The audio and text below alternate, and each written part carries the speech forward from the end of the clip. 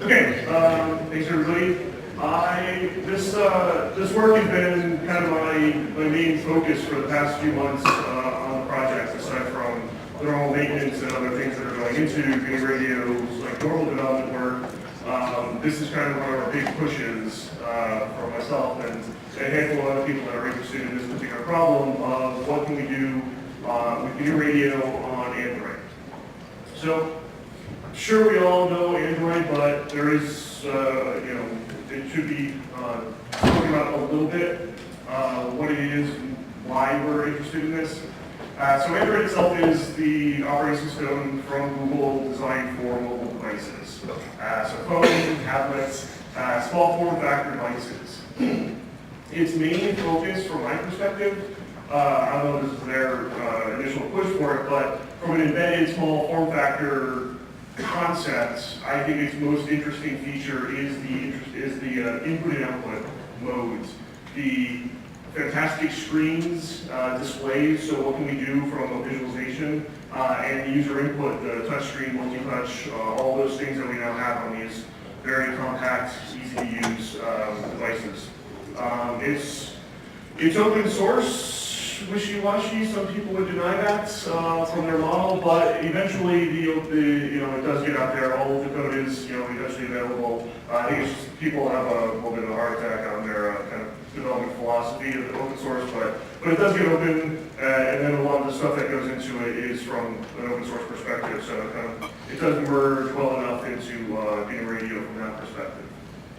So it's interesting to us, partly because of the form factor of the devices. We have the embedded working group, and we have the NSS producing the E310, E312. So we're as a general getting radio community, we are focused on embedded systems.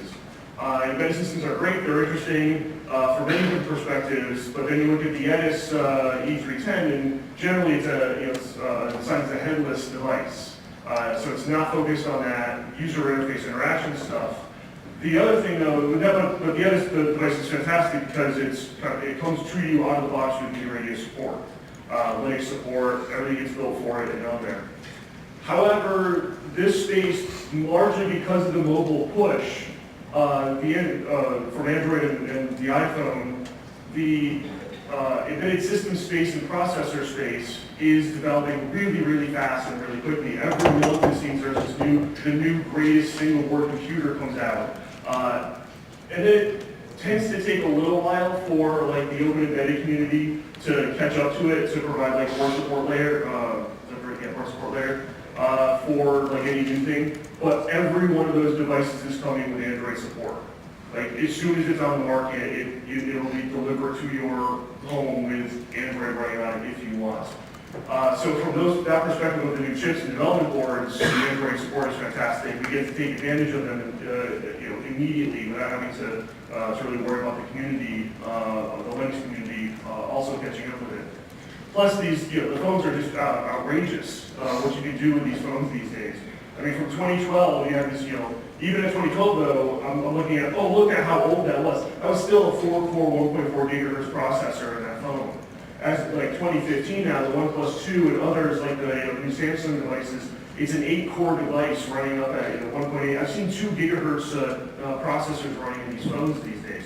Now, if you can get your hands on the OnePlus 2, you gotta sign up and whatever, but it's an unlocked 8-core device for $250 or something like that. I mean, they're outrageously cheap and powerful. So that's one of the reasons why I want to be able to get our hands on these things. Like I said, I think there's some really interesting ideas that we can generate for interactivity with signals and building systems. So because of the display support, because of the multi-touch inputs, what can we do with Spectrum now that we've never been able to do before in an interactive, maybe partly educational, but what are utilities that we can build when we can have this kind of interactivity? We haven't gone so far as to support Android Wear, but I eventually want Phosphor on my watch. You laugh, but you all kind of want it. The other thing that we're really interested in from the Android perspective is the developer community. Android is a large development community already and growing. There's a huge amount of interest out there. And one of the things that you've probably seen throughout the week is we are building GUI tools mostly for instrumentation purposes because the feedback of us as developers for instrumentation means that we're going to continue to roll those things out. But from an actual application development concept, we're signals engineers. We tend not to do fantastic, GUI, user interface, application, stuff like that. We're dealing with signals and radio. The Android development community is probably largely not radio experts. They're probably not comm systems and signal processing people. Some of them probably are, but not the majority of them. What they are experts at building interfaces, building applications. That's a huge growth area in the developer community that we don't really get. We don't really get to siphon them off into radio generally because our problem set is typically to then how do we build radios and how do we do signal processing.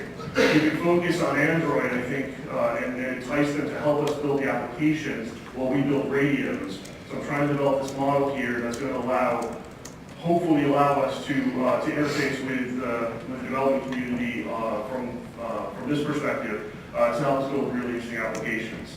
I'm not going to build a spectrum on my watch that's going to look great. I'm going to build this so that you can see some little tips there and everything like that. And all of that. But we want the expertise that this community might be able to bring to us. So thinking of that as this perspective of how do you engage with a community that doesn't do signal processing when you're a signal processing core, it's one of the leading motivations for the design that we've gone through to make GUI radio work on Android. So we'll get into that in a little bit. From our perspective, though, this was not an easy task to port all of the code to build it. Android is based on Linux, but not necessarily Linux. It's not really. There's a little bit of a separation. There's a little bit of a different model here. So it took us a little while to understand things like the NDK, the native development kit, versus the software development kit. Right? All Android apps are supposed to be built in Java. That doesn't really work that well from a signal processing perspective, especially since we've already built everything in C++. So trying to work with the NDK to do the C++ and then the Java for kind of native Android stuff was hard because we had to get Boost and FFTW, and then the support for interfacing to LibUSB for the Osmo SDR and UHD. But we've done that. So that was the development task that was kind of set up for us kind of last year. We worked through this. So these are the list of things that we support from a software perspective. So we provide all the information for you to get started, right? This is probably the most important thing on this slide is probably that's a URL down the bottom. If you just go to that URL, it's kind of, there's different steps, like how do I build the dependencies? And it's kind of a wall of text, but it's a wall of text that you can literally just copy and paste into a terminal, and by the time you're done, you've got all the dependencies built for you. This hasn't failed me yet.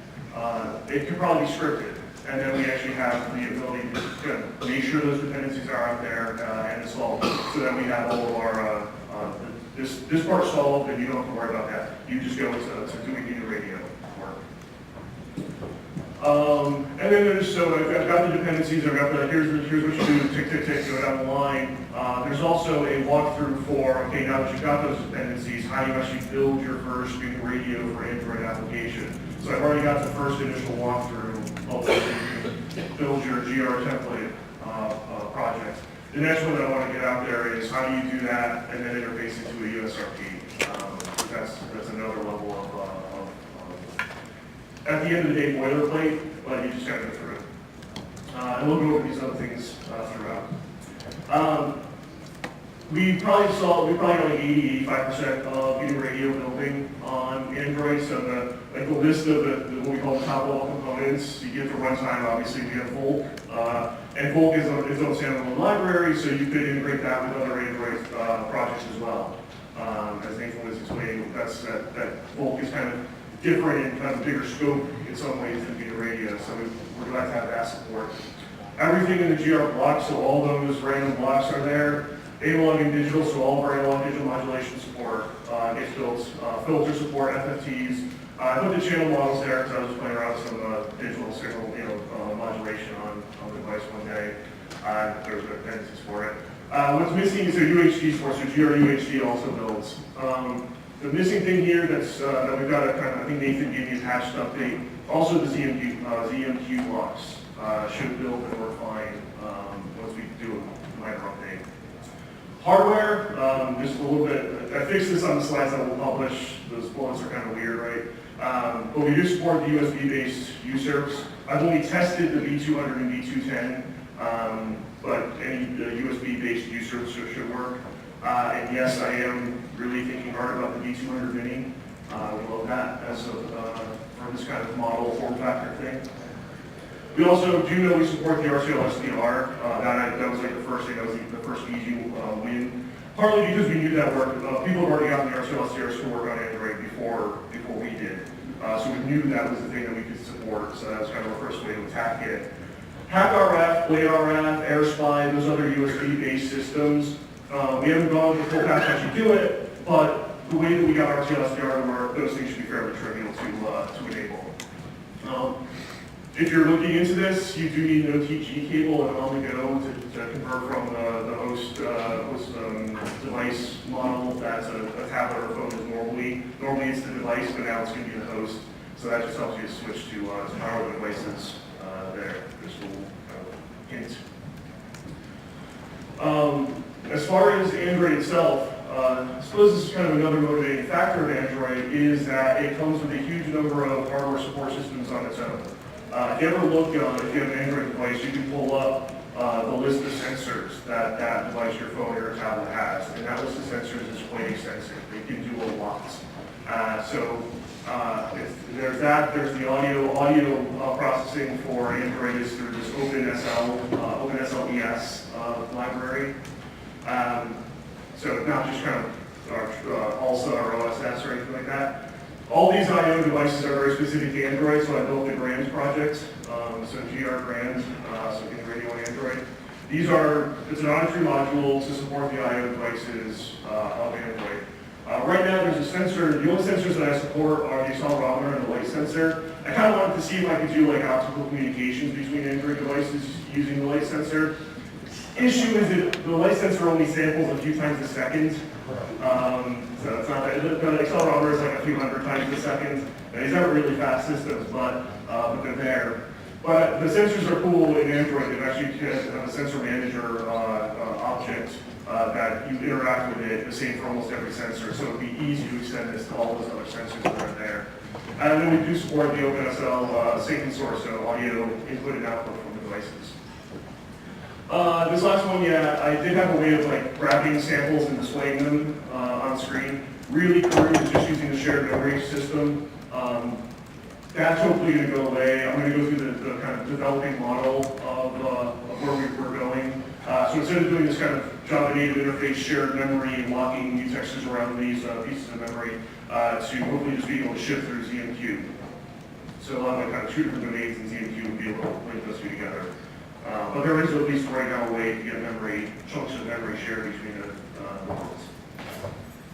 All right, this is the concept diagram for how we're supporting Android.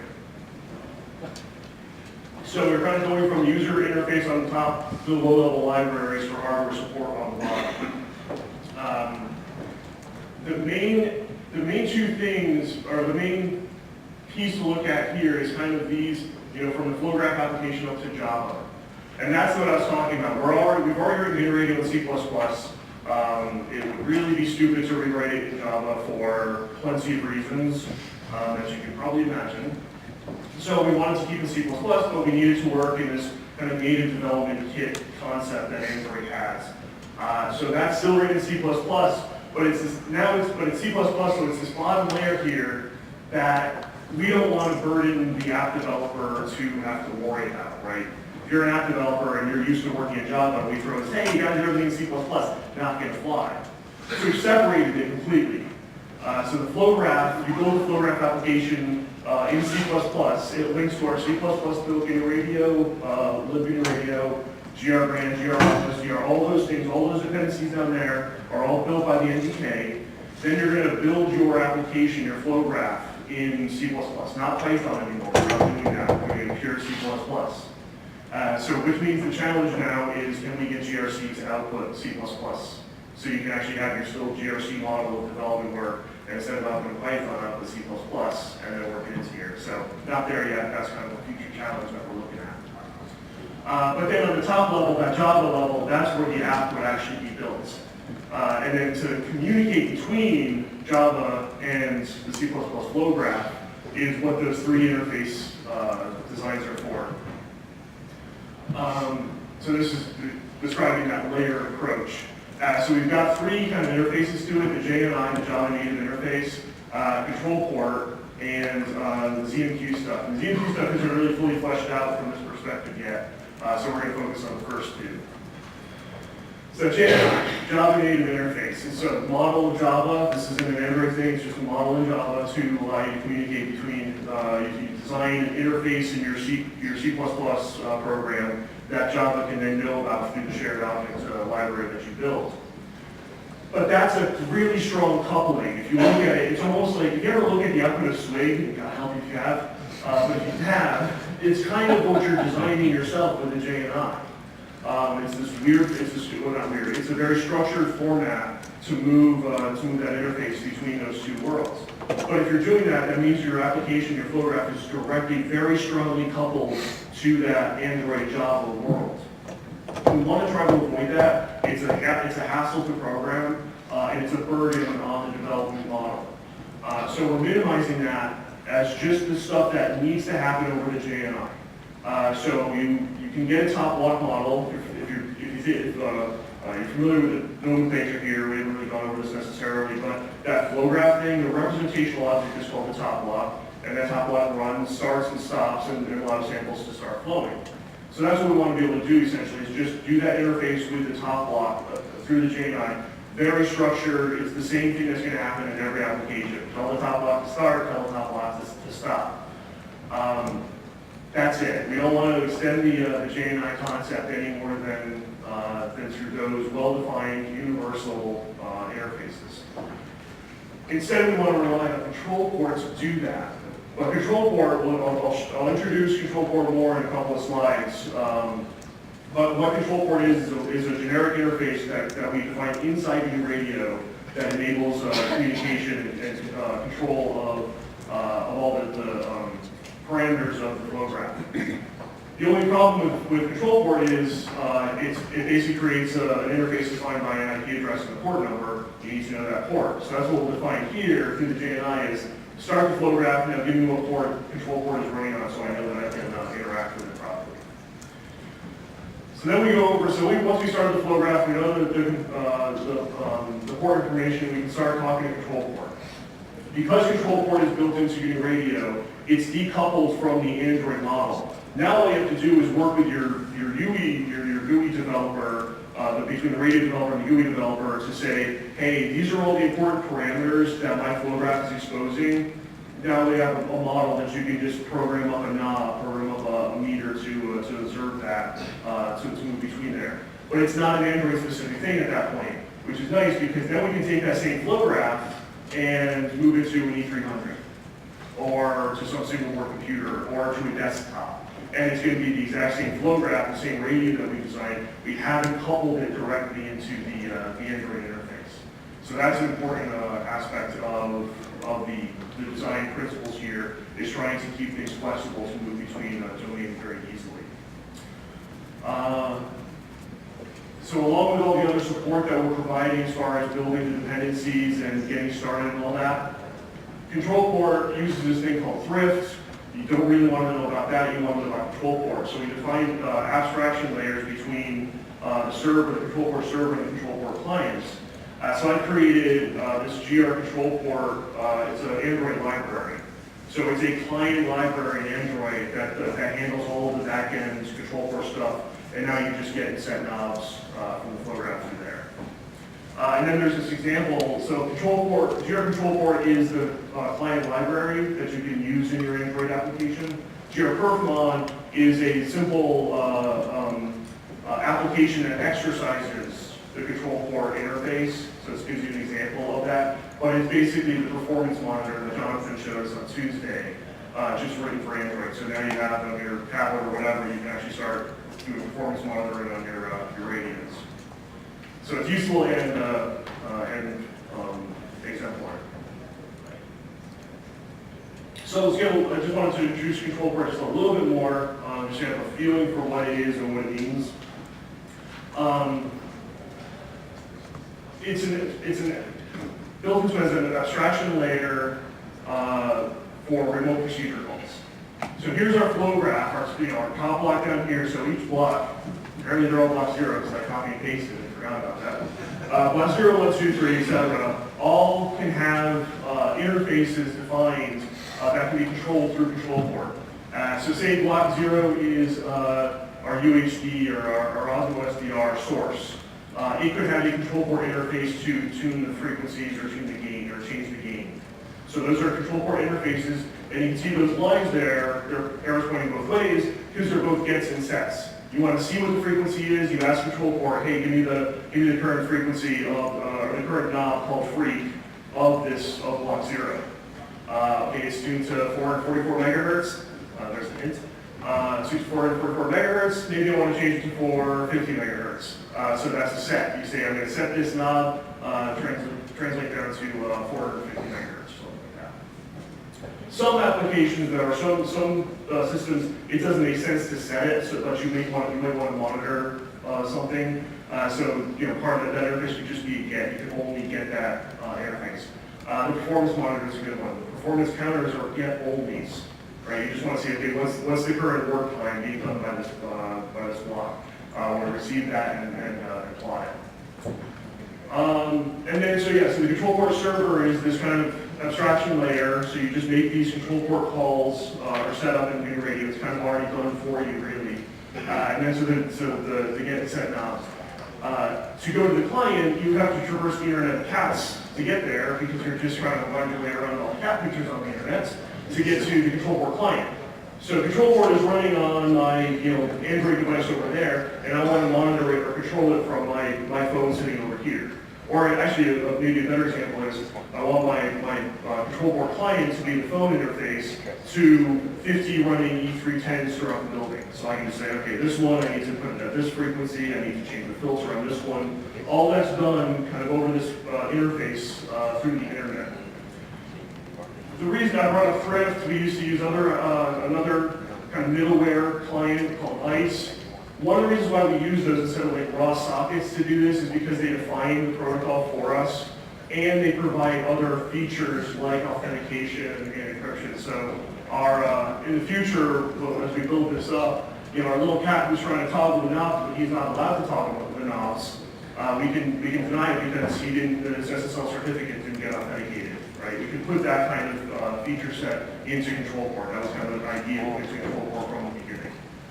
All right, so that's control port. And like I said, it's very abstract. So we have in NuRadio, it comes with a Python client abstraction. So you just call this RPC control port through Python, and that GR control port that I mentioned in the last slide, that's the Java interface for it.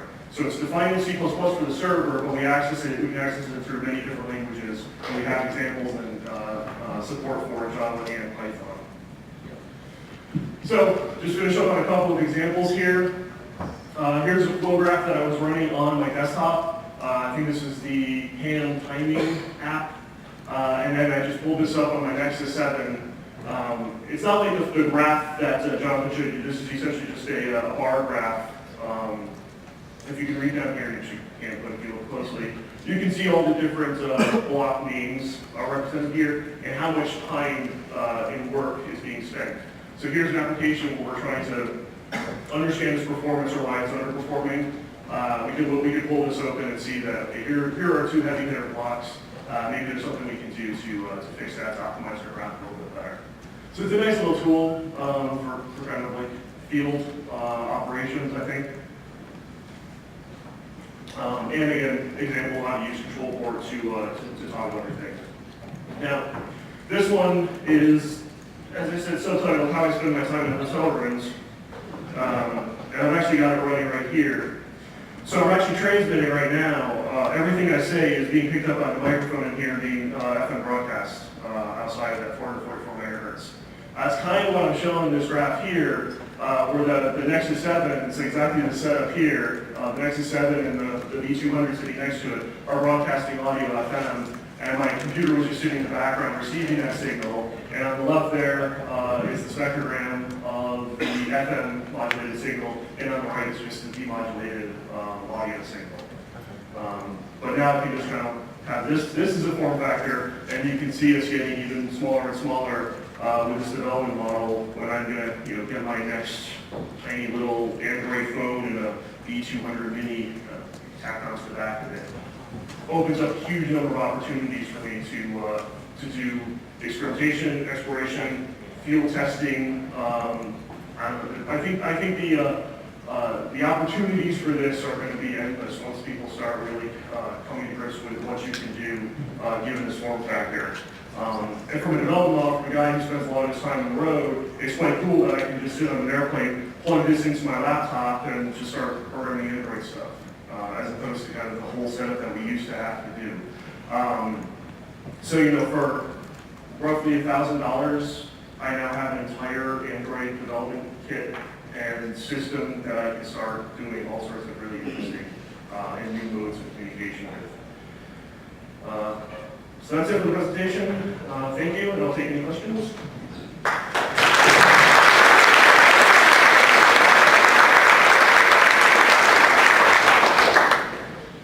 So what about the radios that are in the phone, right? That's, I think, not being read as pretty long ago. And I don't know what the G range is, but it's cell bands and have filters in front of them, but maybe we're getting actors. That would be not being. Yeah, that's a great question. I should probably address that because it's the first question that we always think about. There's all these radios already in the phone. What can we do to access them? The answer is probably absolutely nothing. They are very, very strongly walled off and removed away from us as developers, as programmers.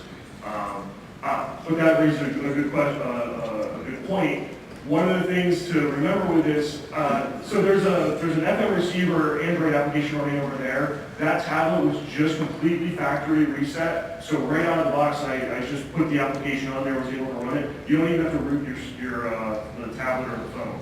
So we do all this without rooting the system. So it's just a raw, off-the-shelf Android device. So maybe if you really hacked into your Android device to get access to the radios in there, but from a regulatory perspective, they don't want you doing that, and I think actually for good reason.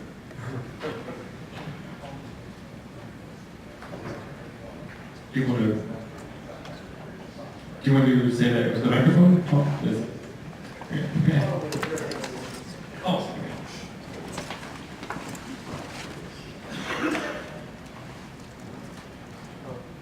When we were talking about the different hardware, the radio side, you mentioned you currently for an OTG cable. What about the possibility of in the future connecting to the devices wirelessly? Connection wirelessly to the device. I could see a model of like controlling an E3. I mean, the control port kind of would allow you to build an app, and it doesn't matter where that radio is, if it's connected over USB or if it's wireless to like an E310 or something like that. That this could also be a model to develop really nice interfaces for those kind of embedded systems. So, sure, yeah.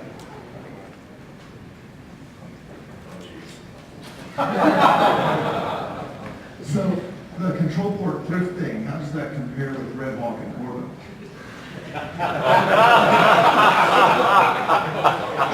Is it time for a break, Martin? It is actually. It is right. Honestly, I don't know if I really have a good answer to that. I have to think more about. It's not that we like invented or put a control port out there with the same model of the Redhawk kind of Corva concept in mind. But at the same time, it's also not too far away in a lot of ways. So it's possible that you could see more development work in that direction. Not to replace like the buffers and the message connection within the radio, but the deployment and the control of the radio over control port does kind of start to move in that direction. So I think that's all I'm going to say. Okay. Final question. We have one more time for one more, then we'll go to the break.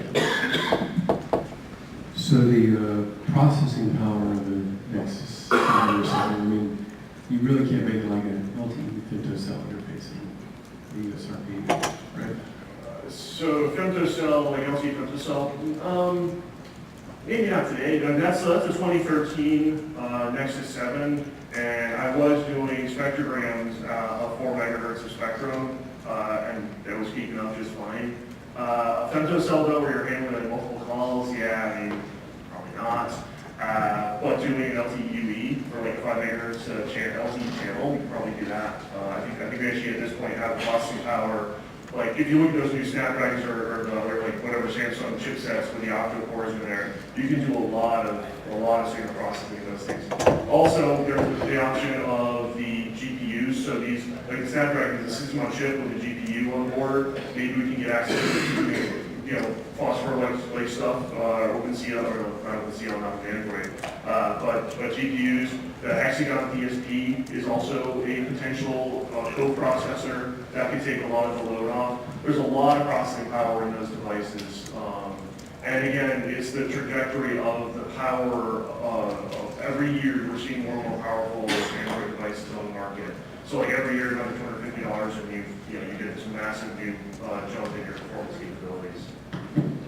Okay, thanks for all the questions. We will have a break now until 11 o'clock, and while we're moving on to the break, I'd like to thank Tom one more time.